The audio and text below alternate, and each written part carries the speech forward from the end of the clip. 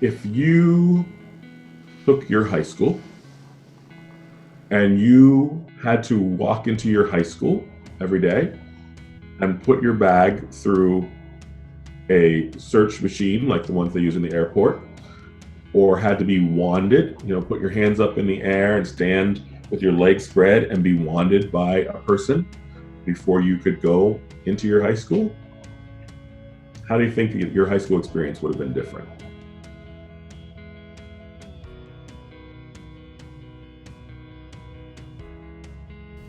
Overpolicing and implicit biases within the criminal justice system have been present since the birth of police authority in America. Overpolicing is the act of having an influx of officers monitoring a specific area. This can lead to more unjust arrests and a higher crime rate for the nation.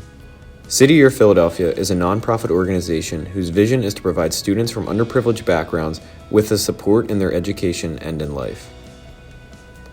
This organization also takes an active role in educating the youth on the criminal justice system and encourages a community police force to be established in certain areas. The question of, is an area over-policed, in which at least my interpretation of that is that there are too many police around, or is it really, what is the relationship? Where is the trust or lack of trust? What is the rapport between the community and police? I think those are the bigger issues. When you think about like rap songs like 911 is a joke, that is not speaking to being over policed. That's speaking to the police not being around in cities and neighborhoods and cities when they're really needed. So that's actually saying we don't have enough police around. And then when you do get the police around, well, what are the attitudes? What are the comments? What are the biases, again, that come with those interactions? It's those things that I think lend themselves to poor rapport between police and community.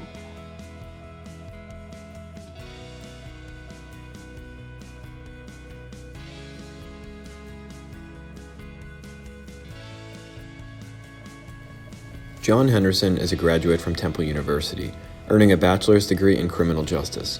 Mr. Henderson has spent time in his career as a supervisor within the juvenile justice system and has worked to mentor young students to put them on a better path for success.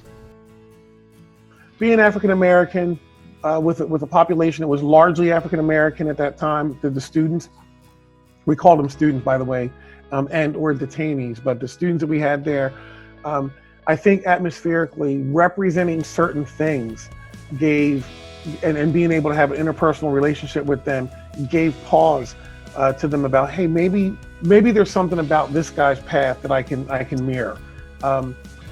It also helped to have some common ground with them in terms of music, physical fitness and sports, and the arts. These are all things over and above what they were there for the clinical or juvenile justice related things that instantly every student there had one thing in common: they were locked up.